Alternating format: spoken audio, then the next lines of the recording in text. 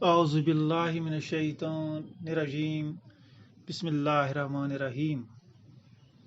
آج مورکہ 27 اپریل 2020 ہے اور میں Nazir Ahmed Qureshi head teacher UPS Chontipora zone Mawar آپ سے مخاطب ہوں۔ پیارے بچوں، آج ہمارا موضوع ہے گیہوں کا دانہ۔ یہ آپ کی کتاب صفحہ نمبر 42 سے شروع ہوتا ہے۔ پیارے بچوں، آپ نے گیہوں کا دانہ دیکھا ہوگا؟ ہاں، دیکھا ہے۔ گیہوں سے ہم پہلے آٹا پھر روٹی بناتے۔ کیا آپ نے روٹی کھائی؟ ہاں، ٹھیک ہے۔ پیارے بچوں، آپ اپنی کتاب سے صفحہ نمبر 42 نکالیں اور غور سے دیکھیں کہ میں کیا پڑھنے جا رہا ہوں۔ ایک بار کچھ بچے کھیل رہے تھے۔ قریب ہی سے زمین میں ایک دراڑ تھی۔ بچے کھیلتے کھیلتے وہاں پہنچ گئے۔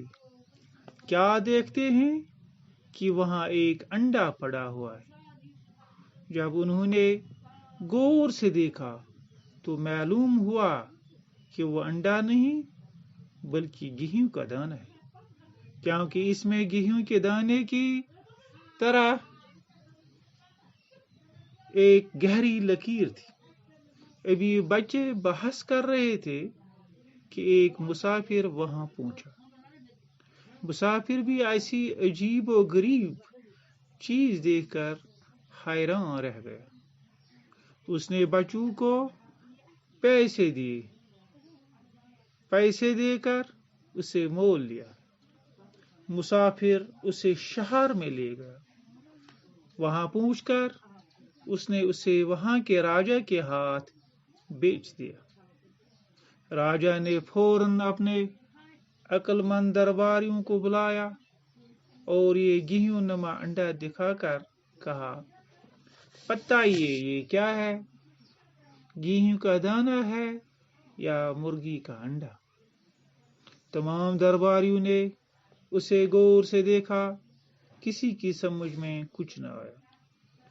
چنانچہ گیہوں کا دانہ پاس ہی ایک کھڑکی میں رکھ دیا گیا۔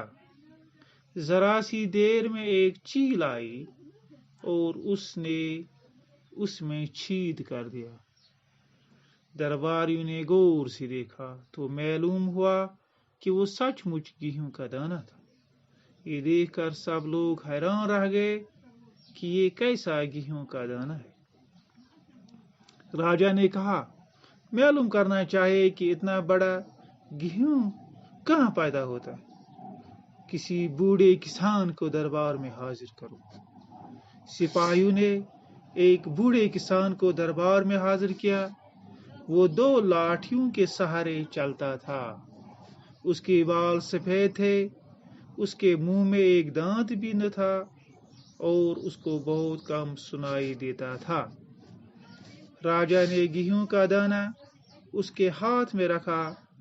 بوڑھے نے اسے الٹ پلٹ کر دیکھا اور انگلی سے چھو کر اندازہ لگایا کہ یہ کیا چیز ہے۔ تھوڑی دیر تو وہ چپ رہا، پھر بولا، سرکار، میں نے کبھی ایسا گیہوں نہ بویا ہے اور نہ دیکھا ہے، لیکن میرے والد شاید اس گیہوں کے بارے میں کچھ بتا سکیں۔ اس پر راجا نے حکم دیا کہ اس کسان کے باپ کو دربار میں حاضر کیا جائے۔ پیارے بچوں، آج ہم اس سبق سے اتنا ہی پڑھیں گے اور انشاءاللہ باقی ماندہ سبق ہم کل کے کلاس میں پڑھیں گے۔ تو ہم نے جو سبق پڑھا ہے اس میں کچھ مشکل الفاظ آ گئے، ان کو آپ ذرا غور سے دیکھیں۔ دراڈ، مسافر، عجیب و غریب، حیران، درباریوں، گیہوں نما انڈا، سمجھ، چنانچہ، چیل، شید، سچ مچ، سپاہی، دو لاٹھیوں، کم سنائی، الٹ پلٹ، انگلیوں، چھو کر، سرکار۔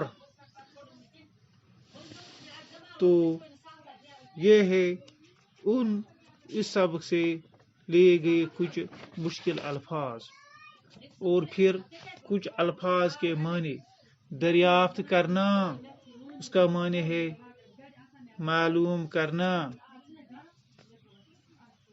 دریافت کرنا، معلوم کرنا،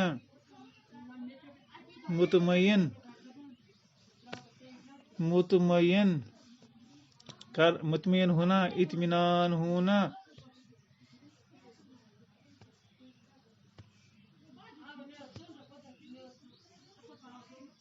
باقی حاضر، موجود، رواج، طریقہ۔